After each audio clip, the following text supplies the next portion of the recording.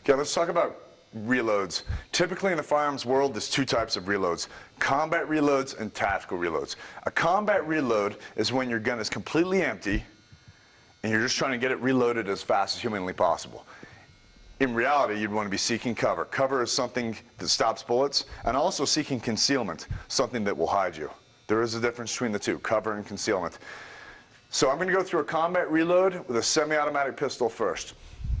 With most semi-automatic pistols, if they're empty, they will be in a slide lock position, meaning the slide is locked to the rear. That's what they're designed to do. There are some guns that do not do this. Maybe around 2 to 5% of semi-automatics do not lock to the rear on an empty weapon. So in fact, the only way you're going to know if they're empty is if you press the trigger and it goes click. That would include a lot of the Walthers and the Ruger LCP series. But most weapons will lock to the rear, such as this Glock will. Okay, so first thing I want to do, if it locks to the rear, and if you're really in tune with your firearm, you can feel a difference. When you're shooting, it will actually feel a little bit differently when the slide actually locks to the rear. So first thing I'm going to do is I'm going to hit the magazine release. I like to do it with the hand that is holding the gun. And if you can't reach it because your thumb isn't long enough, and quite frankly, unless you're a very large male, you're probably not going to be able to reach it. What you need to do is cant the weapon just ever so slightly. If I do this little flick of the wrist, which you can practice, I've canted it enough that I can reach it. Now with my other hand, the magazine should fall out, but with my other hand, I like to come up and rip it out, just in case. Murphy's Law is that in real life, it'll be the one time that it sticks. Okay? So typically you'll see people shake until it finally comes out, but that's a lot of wasted time. I would recommend you just hit the magazine and rip it out automatically. It's empty. Don't put it in a pocket, dump it on the floor. Putting empty magazines in your pocket is a bad habit, because you could reload that empty magazine later and get you killed. So again, the weapon's up in front of my face the entire time. Even if I'm focused on the gun doing what I have to do, my peripheral vision will pick up movement if there's any additional people around, any additional targets. So if we're talking about self-defense handgun, talking carrying concealed, and you are going to carry an extra magazine, typically people will carry in their front pocket. What I would recommend is you carry the weapon on your support side. So being right-handed, I carry my magazines on my left side. That way it's easy to grab, whereas if they were on the right side, that would be hard for me. I'd have to reach across to get it. Typically, the easiest way to carry it too is having the bullets pointing in towards your groin area.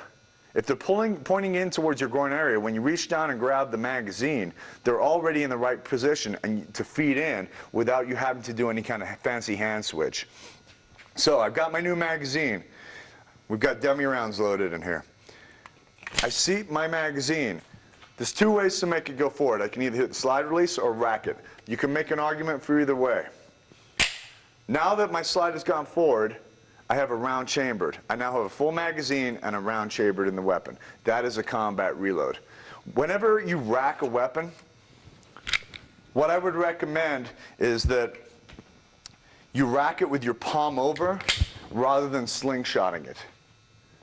Okay? So when you slingshot it, there's multiple problems with slingshotting a weapon. For one thing, if you're looking down your sights and I slingshot it, watch what happens to the gun when I slingshot. I have to take my sights off target. I lose my sights. Additionally, now my ejection port is straight up where it was off to the side. So if my goal is to actually expel an empty round, a spent casing that's in there, perhaps in a malfunction, I did have gravity on my side a moment ago. Now gravity is working against me if I'm slingshotting it. Additionally, a third reason, this is a gross motor skill. Using my pinchers is a fine motor skill. Fine motor skills diminish very fast under stress. They say they start to diminish at approximately 115 beats per minute of your heart, which is not very high. If you're arguing with somebody, you're well over 115 beats per minute. At a jog, you're well over 115 beats per minute. So obviously in a life or death situation, you're going to be way above it.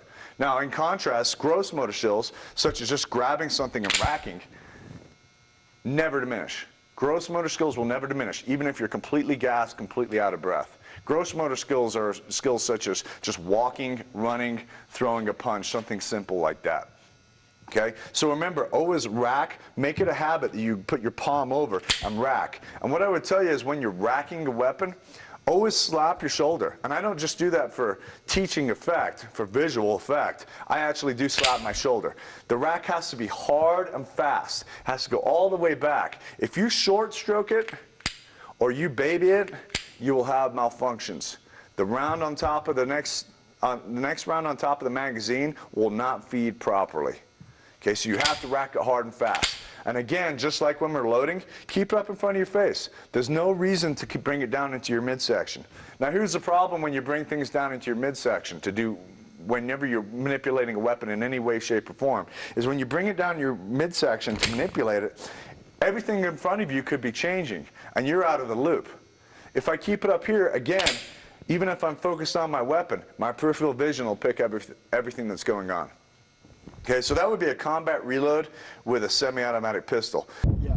We're going to do a combat reload with a semi-automatic pistol. I'm just going to fire one, and then it'll go to slide lock, and I'll do a combat reload. So in other words, I've got an empty magazine in here with one round in the chamber. So when I fire it, the slide's going to lock to the rear because that's what it's designed to do. So I'll put in a new magazine. When you're practicing these, I would generally tell you, you're not going to have a magazine pouch on your waist in real life. So carry it like you would in your pocket or wherever you would normally carry it. So you actually get the practice of going from that concealed position. Many of you probably won't even carry an extra magazine. This might be just something you pick up off a nightstand or off on top of the refrigerator or something like that. Okay, so first of all, I fire my round. It locks to the rear. I'm going to can it, hit my magazine release, strip it out. Remember, it's empty. I don't want it. It's a bad habit to put them in your pocket. Then I seat the magazine in with the heel of my hand. Either rack it or hit the slide release, either way. And I'm ready. That was a combat reload. So let's talk about a tactical reload with a semi-automatic pistol. A tactical reload, in contrast, is done when you have time. So perhaps it's some sort of pause in your gunfight, and you have maybe cover and concealment, and there's no targets around at that moment. And you maybe partially depleted your magazine. You fired a few rounds. Typically in gunfights, people don't count how many rounds they fired. They just know that they're halfway through this magazine. And if you had another magazine ready, either in your pocket or perhaps sitting on the nightstand, perhaps you're in your own home, in your underwear in the middle of the night, either way, why not put a fresh mag in there and be fully loaded? So if you have the time and you have the opportunity, I would always put in a fresh mag. So the way we do a tactical reload, and we know there's at least one round in the chamber on this Glock because the slide is forward. If it was locked to the rear, I would need to do a combat reload because it would be an empty weapon.